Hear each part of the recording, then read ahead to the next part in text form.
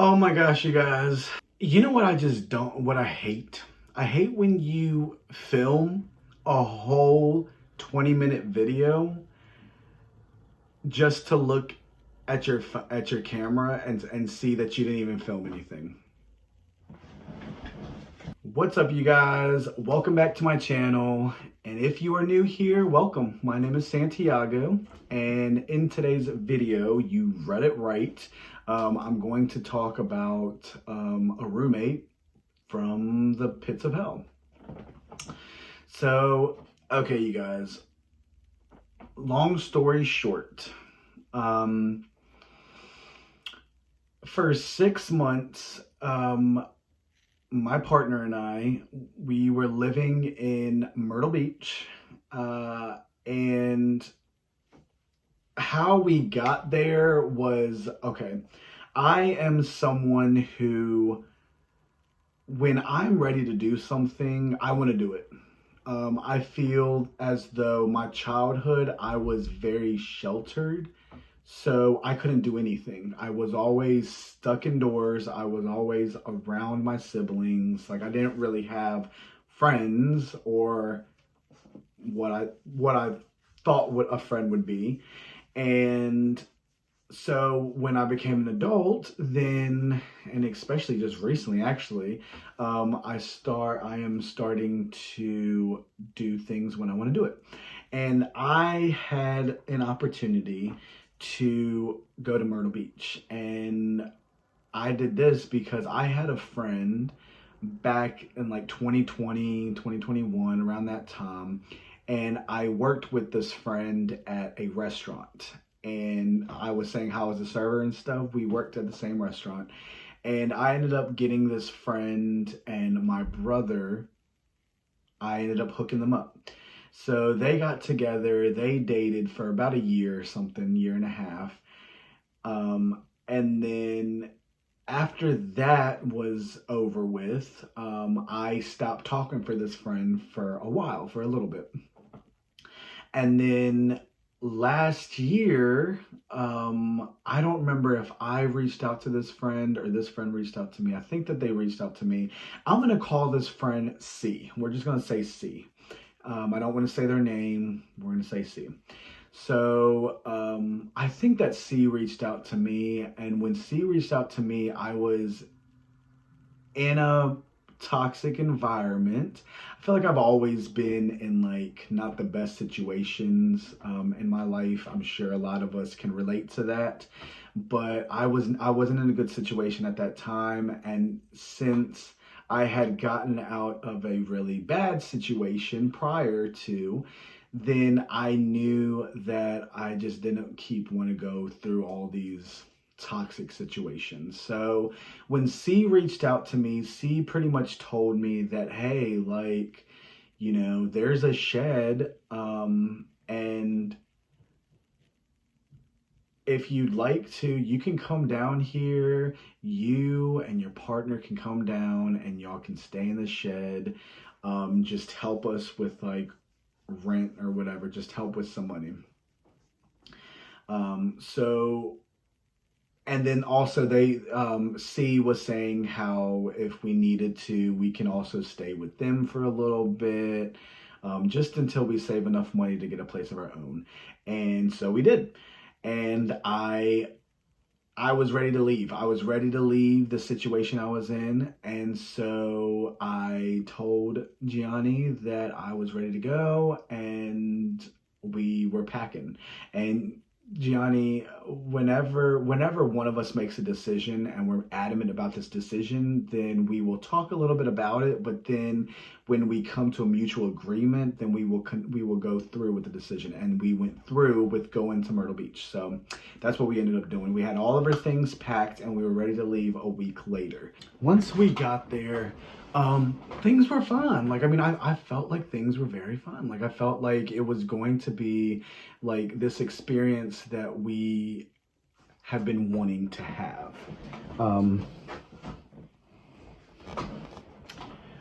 Which, by the way, if you've never been there before, I definitely do recommend taking a trip over there. Don't go broke.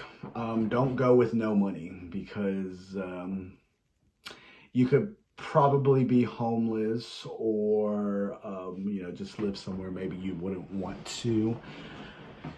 So once we went down there and we saw C standing there waiting for us to pull up to say hi, because keep in mind I have not seen C 3 years prior to seeing them when we moved down. So once we saw them, I got introduced to C, and I got introduced to C's spouse. It was a married couple, and Gianni and I, we would stay in our little shed, and then if we weren't staying there, or if it got too cold, then we would go and stay with C and their spouse.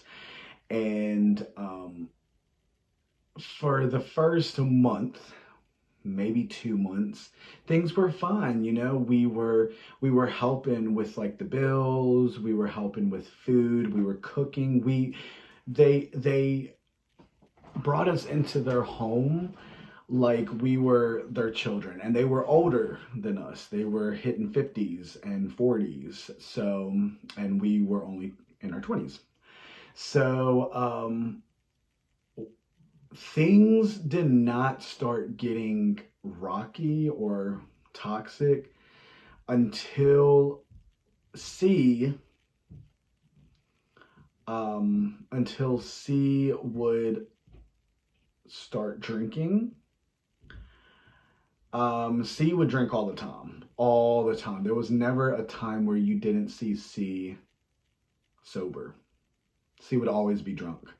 And back then, when I had known C, I was a drinker. You guys know I was a drinker. I was a heavy drinker. And C and I, we would drink together. So whenever I'd go to C's home, back then, whenever I'd go to C's home, we'd sit and we'd drink together, and we'd smoke cigarettes and all together. And since I don't do that anymore, then there was really nothing that was bringing the memories that C and I used to have back to C. C had lost one of their children back in the past, and they would always lose a lot of loved ones around them. And so back then, when we would drink together, we'd always have memories from drinking and just like playing games. And my brother was a big alcoholic too at the time, so we would all just drink together. And that's what C remembered me of. C also remembered that I was very shy, very introverted, let people just walk all over me. I was what is it called? A pusher. I was a pusher. Is that what it's called? Something like that. Like people, it was easy for people to just walk all over me. And when I showed C that I was no longer like that, then things just went downhill. And from that, I mean, there was no late night cookings. There was no board games like we used to do. And there was a couple nights that I remember when C got really, really drunk and was in their feelings and taking all this medication, because C suffered with depression, severe depression, PTSD, anxiety, bipolar personality disorder, and C also paints to get their mind off of reality, pretty much. And when C found out that I wasn't taking any shit from anyone anymore, then they treated me differently. They were trying to get me to break up with Johnny. They were trying to say that that I deserved better, but then they would turn behind my back and then say that Johnny deserves better because I'm not good for him. And C also accused Johnny of sleeping with their spouse. All the drama that you really just don't want to deal with when you're at a beach, because when you're at the beach you're supposed to just relax, like have, like, just relax, just be able to breathe when you're sitting there soaking all the sun and the sand and the ocean is. So you didn't want all this drama, especially when you were trying to move out of a toxic environment just to be put back into a toxic environment. No, I wasn't having it. So there was a few nights where Gianni and I would be sleeping, and see, we were falling asleep on their floor. They had a floor. We were sleeping on like an air mattress. And there was a night when C was standing over top of both Gianni and I. We were asleep. Gianni was fake asleeping. He was awake still, but he was fake sleeping because he actually saw C's true color shine the moment we got there. It took me a while because I remember who C used to be, and I just remember the fun memories that I remember us having, and I thought we were going to have more, especially because C was out of that toxic environment, or you thought, but apparently C was just in a more toxic environment with the spouse that they were with. So yeah, C was standing right above both Gianni and I. We were asleep on our air mattress with a knife in their hand, and it was like 1 a.m. in the morning. So when I was told that from Gianni, then I was like, okay, now I'm uncomfortable. And it takes me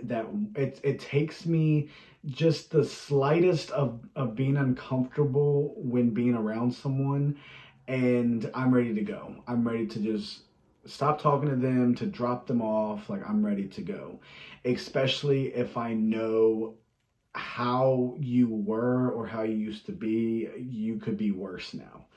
So long story short, we weren't down in Myrtle Beach for more than 6 months. I wouldn't say it was like 5 months, honestly. It's like 5 months. And it's really sad because it was a place that I really thought we were going to settle down and save up some money so we can get a place of our own.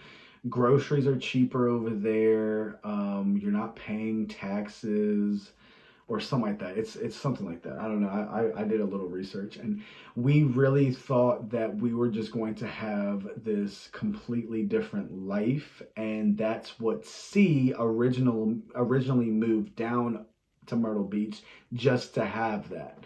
And so C was talking me into coming down, like come on down here.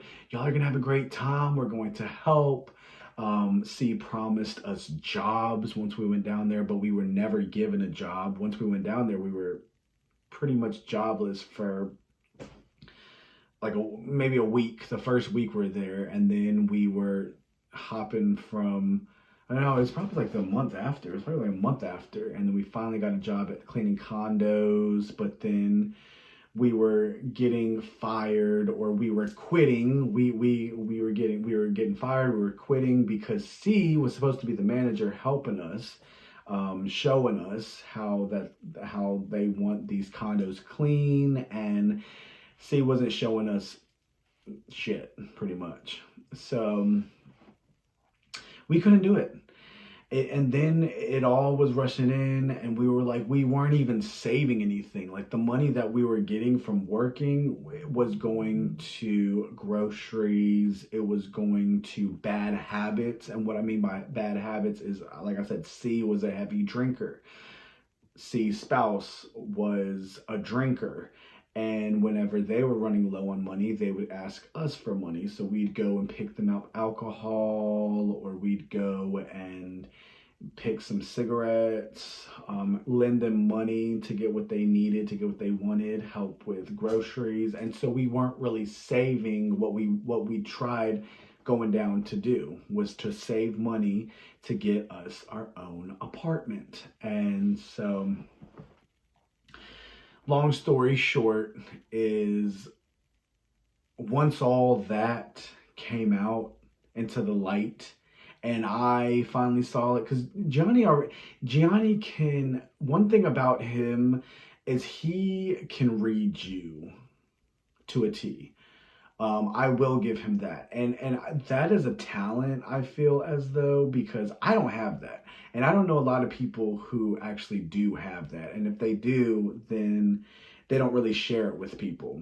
But I'm sharing this. Gianni is someone who he can literally meet you and already know the type of person you are after a few days. I don't even know if it's after a few days, maybe, but there has been a couple occasions where he told me about this one person. I was like, no, and I was actually right, and I'm usually not right. But so yeah, he pretty much told me that it wasn't going to be a good idea, and if we were going to do it, then things had to change, and if we were going to stay in Myrtle Beach, then things would definitely have to change. But since we had all of our, see, because once we got there, we were promised a storage unit, and so C let us put a lot of our things in the storage unit. So when we left all of our things because we were ready to leave. We didn't care how we were coming back or when we were coming back. We were just ready to go. So C never gave us, or C had said the day that we left, the day that we were leaving, C said that their storage isn't working and they need a new lock. And we were looking at each other. We already knew that they were lying. So we were just like, we're just going to have to leave all this stuff. And C was left with a lot of valuable things and some important things too. I do also believe C took my fanny pack, which had my ID, it had my social, it had food stamp card, it had all that.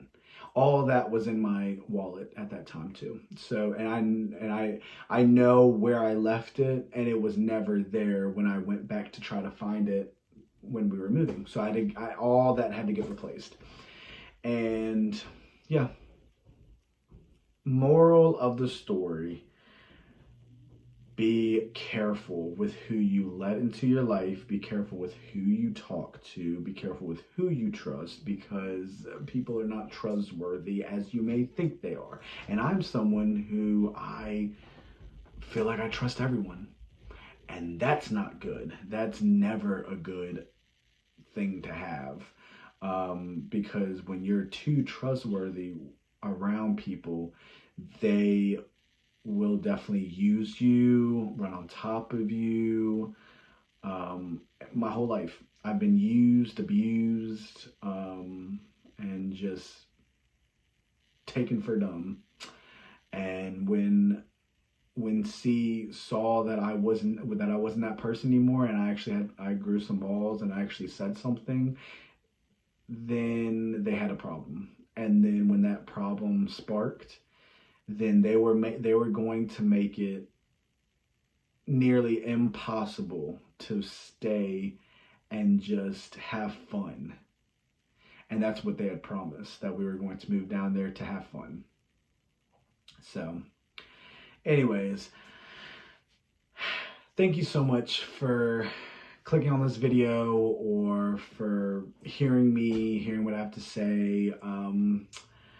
I love you guys. If you guys would like to hit that button down below and hit that like button, subscribe to my channel if you would like to, and be part of the Sayonis. So we are the Sayonis, which Sayoni is the beginning of my name and the end of Gianni's name combined together, and so we are called the Sayonis.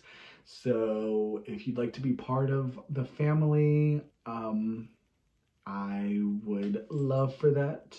And just I guess we'll see each other in the next video. And if you have any comments, leave some comments down below. I love reading comments. I love getting back to you guys. Thank you so much for almost, what, 340 of you guys. That's a blessing. Amazing. We starting the new year fresh. It's the new year. Get y'all water. Get your water. And make sure you're going outside and the huge. But I love you guys, and I'll see you guys in the next video. Thank you guys. Bye.